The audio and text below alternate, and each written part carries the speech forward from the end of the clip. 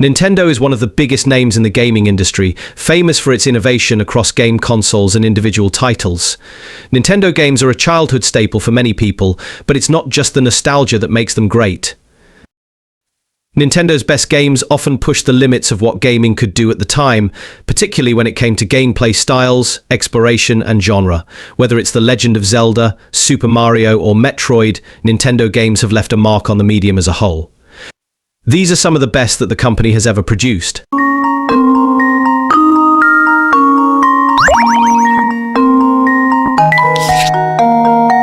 The second game in the Professor Leighton series, Professor Leighton and the Diabolical Box, focuses on a mystery surrounding the Elysian Box, a box said to kill anyone who opens it. Hoping to discover more about the Elysian Box, Professor Leighton and his apprentice Luke hop on the Mullantry Express, which takes them to Dropstone and the eerie town of Fulsense. Along their journey to discover more about the Elysian Box and the town of Fulsense, Professor Leighton and Luke are challenged by 138 main puzzles. The puzzles are challenging but fair, and the mystery in the narrative keeps you guessing. Professor Leighton and the Diabolical Box is a highlight of the series, but we definitely recommend seeking out the other entries too.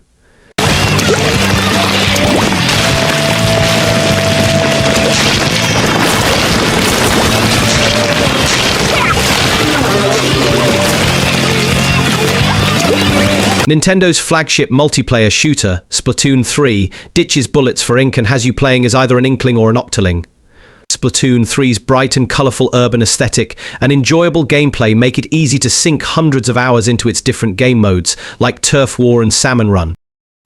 Though Splatoon 3's story mode is great, its multiplayer is where it really shines the most and improves on its predecessors. The Side Order expansion adds another single-player campaign following Agent 8 and is an excellent addition to the base game.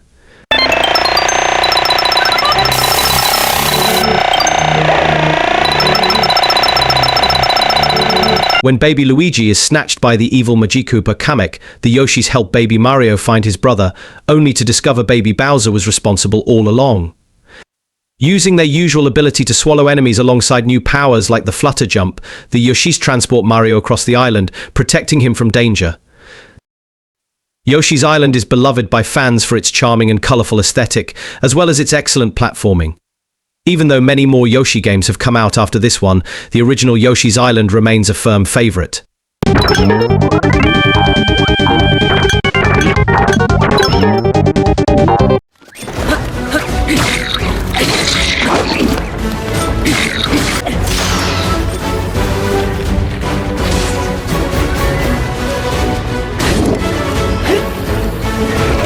Breath of the Wild marked a shift for the Legend of Zelda series, with it returning to the open-ended exploration present in the series' very first title.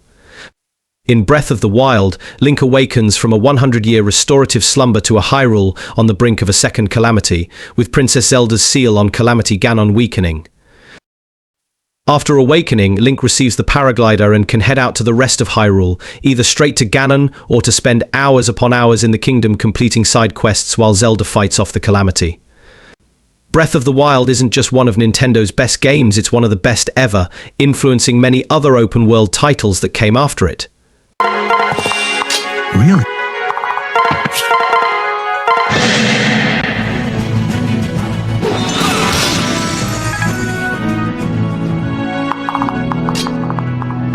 When it comes to turn-based strategy games, Fire Emblem Awakening is up there with the best and showcases the high quality that the series has to offer. The game expertly blends a fantastic narrative, following Prince Chrom and his armies on the battlefield, with thought-provoking tactical gameplay. The relationships between the characters in Awakening are one of its strong suits, with the relationship between Chrom and Robin being one of the most memorable and emotive. If you only ever play one Fire Emblem game, it should be this one.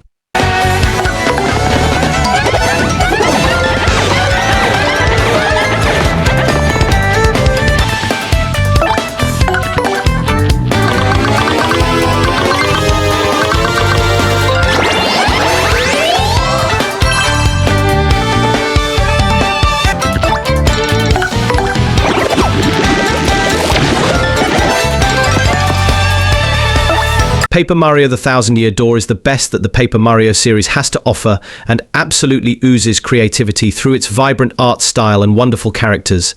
The story is the perfect blend of bizarre and engaging, keeping you entertained the whole way through. One of the best parts of the game is the partners that join Mario in battle, each with unique powers and memorable personalities. For a long time, The Thousand-Year Door was underrated, but the 2024 remake brought it back into the spotlight as one of Nintendo's best RPGs.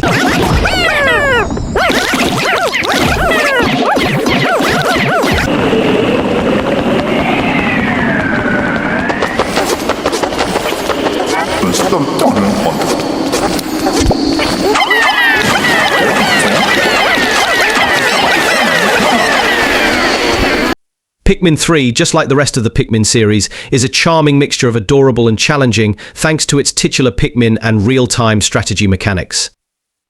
Pikmin 3 Deluxe greatly improves upon its predecessors when it comes to controls, adding quality-of-life improvements for a smoother experience. While many people thought the original Pikmin 3 was too easy, the Deluxe version introduced Ultra Spicy mode, allowing you to customize the gameplay to your preferred difficulty level. Deluxe also gives you the option to play the story mode with another person in local co-op, so you can share the joy of Pikmin with others.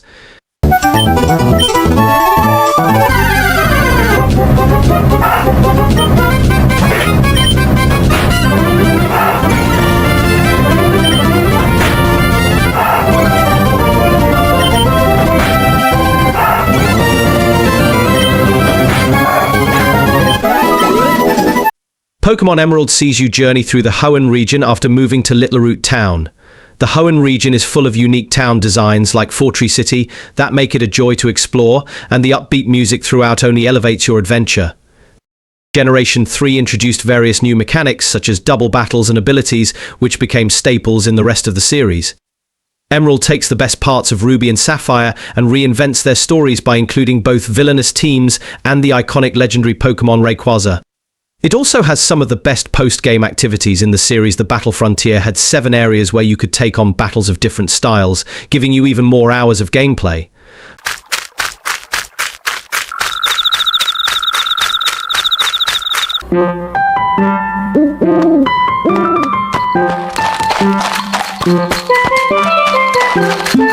Animal Crossing New Leaf took the Animal Crossing formula and gave it a shiny new polish with more customization options and control over your town. After stepping off the train to your new home, you're mistakenly thought to be the town mayor by Isabelle, who quickly brings you up to speed with your mayoral duties. Seeing your town grow in real time is incredibly immersive, with different villagers moving in and out and the main street developing the more you spend time there. There's always something to keep you entertained, even if you've played the game every day for the last 6 months. Because of how personal the game is, everyone has their own unique experience with New Leaf, whether you spend your time completing the museum or befriending the villagers. Attacks with the touchscreen and fire with the L button. Got it. Moving slowly in circles is a good way to avoid enemy fire. Moving even a little makes you harder to hit. Hold down the L button for continuous fire. Yes, I don't have to press it over and over. If you don't shoot for a while, your reticle will change shape. When that happens, you can press the L. Uprising is brimming with charm, especially thanks to its humorous voice lines and Pit's character in particular. It features 2 different types of gameplay: flying and shooting in the air, and attacking on the ground. It can be tricky to get to grips with at first, but there's a lot of variety in what you can do, making it exciting to try different approaches. It's also possible to fuse weapons together, enabling you to customize your playstyle. Each level is intricately designed and fun to replay. It has an entertaining story, excellent music that soars as you fly through the level, and interesting characters inspired by Greek mythology.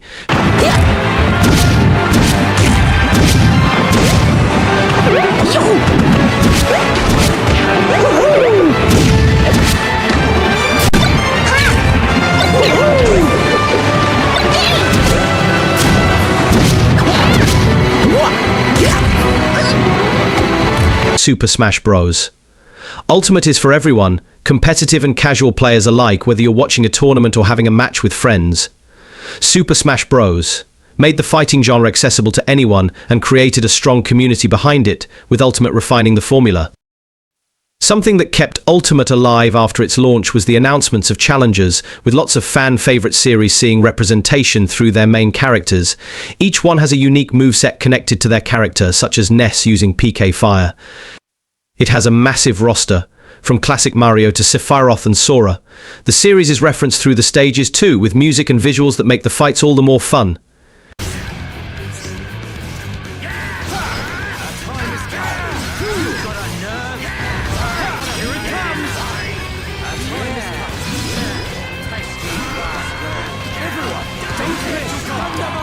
Xenoblade Chronicles is a huge RPG with vast, open environments and a strong narrative that keeps you engaged for the many hours you play. Its heartfelt moments are heightened by the talented voice cast, making it even more touching. You can also raise the affinity between the playable characters, which allows you to see how the individual relationships between the party grow, as well as improve their abilities in battle. The battle system is intricate, taking into account your position and how your attacks combo with the other characters. It's a long journey to discover the secrets of the Monado and the Mechon, but it's one of the best RPG experiences on a Nintendo system. Definitive Edition enhanced the graphics and added a new story, Future Connected.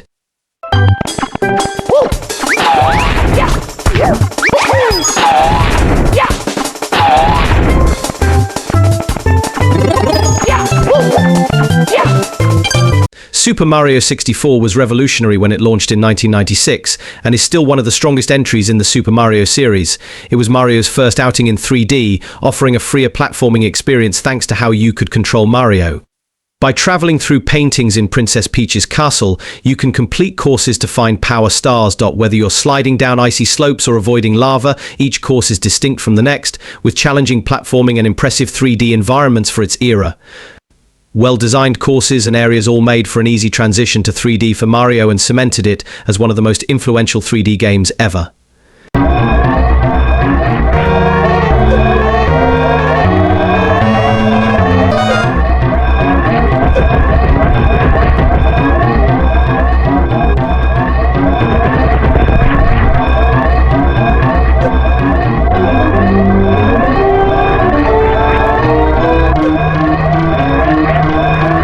Super Metroid has an opening that immediately captures your attention.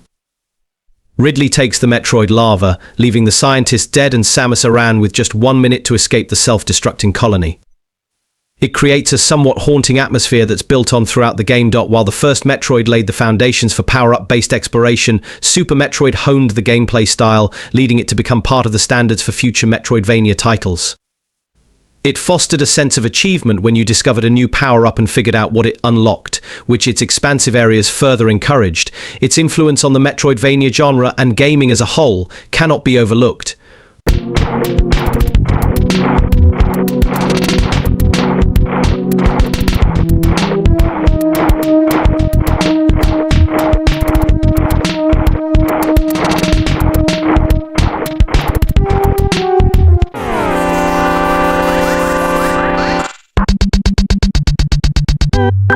Earthbound captures childhood whimsy through its young characters and mechanics as you wield weapons like baseball bats and yo-yos and equip items like caps and ribbons.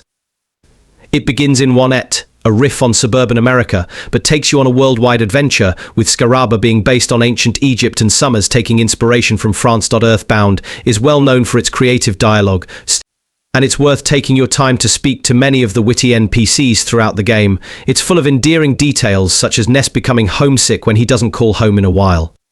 One of the game's main themes is courage in the face of adversity, leaving you with a feeling of hopefulness.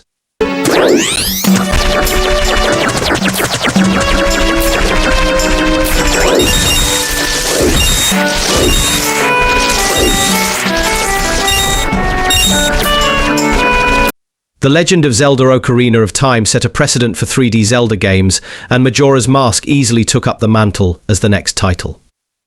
The hero of Time's next adventure takes place in Termina, where the moon threatens to fall because of the mischievous Skull Kid. Entering Clock Town and hearing its theme song immediately draws you in, inviting you to explore and connect with the characters living there. The game has a strong melancholic undertone, particularly as you must reset every time you reach the third day, causing the characters to forget Link and what he's done for them.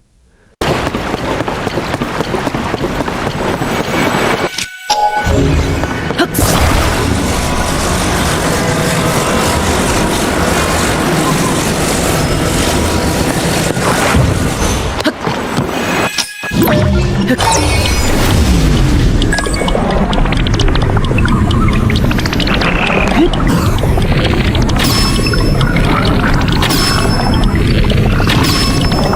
say this game was highly anticipated would be an understatement. The Legend of Zelda Tears of the Kingdom follows the Nintendo Switch launch title Breath of the Wild, one of the best games of all time. This sequel sees our hero Link endowed with new powers and the sprawling world of Hyrule expanded and revamped. Wired reviewer Will Bedingfield says that Tears of the Kingdom is all about evolving the things that made Breath of the Wild such a wonderful experience. Gameplay systems feel tighter and more refined, and the brand new Ultra Hand ability lets you combine items from your environment to build machines, weapons, and just about anything else you can imagine. He's back and give him a taste of your extra. Topple. Dave. Now's your chance. Time for an extra. Nice and simple. Ground Velos first! Xenoblade Chronicles 3 is immediately one of the most memorable games in the Xeno series. You don't necessarily need to have played the previous Xenoblade Chronicles games to enjoy this one, but returning players will find plenty of little rewards for their investment in the story. The combat system is updated from previous entries as well, to be more engaging and less monotonous than the series has been in the past.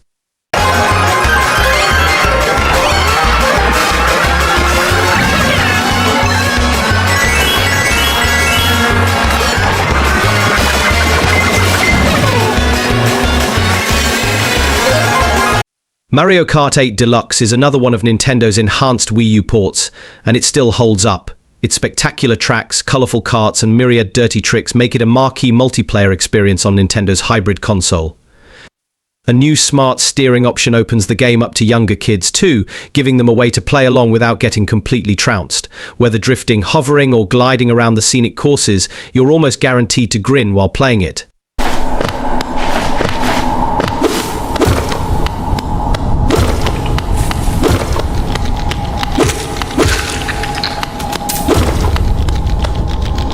Hollow Knight puts you in the shoes of an adorably sullen nail-wielding bug person and sets you loose in the bleak and lantern-lit world of Hallownest. As you explore the ruins of this fallen civilization, you'll encounter fellow bug folk, monstrous enemies, and hauntingly beautiful environments.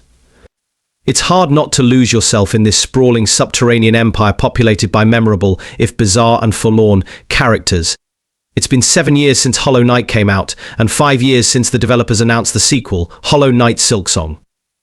We're cautiously optimistic that we might get some news about the follow-up this year, but for now, the original is worth a replay.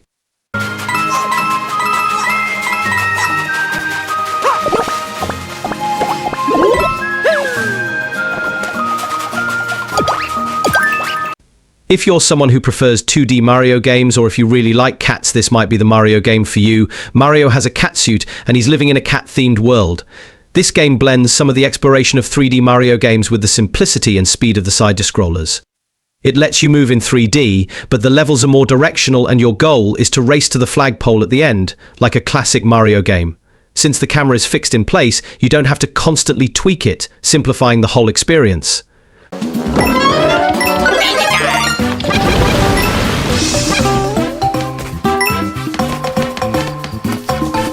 Super Mario Bros.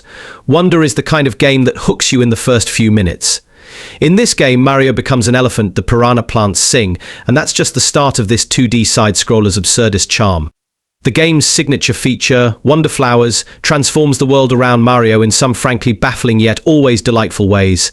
You can play alone or with up to 3 friends, similar to many other recent Super Mario platformers.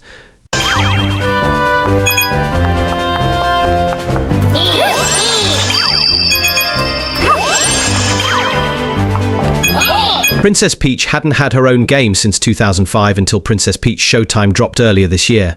This game employs a delightful mechanic where Peach dons a new outfit, giving her a unique set of abilities to play through a variety of stages. Stages here being quite literal, as the entire game is set in a theatre, with Peach playing through each scene in her various roles. There's not a ton of challenge for adults here, but if you're looking for a game for kids or like simple, fun puzzles for yourself, there's a lot of charm in this little game.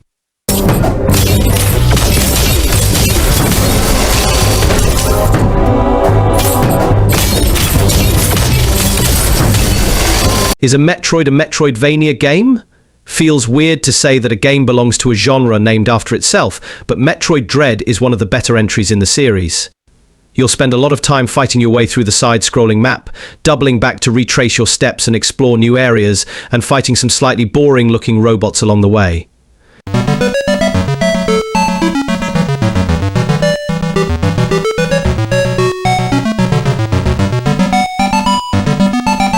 Switch version of this classic game takes a unique approach to modern remasters.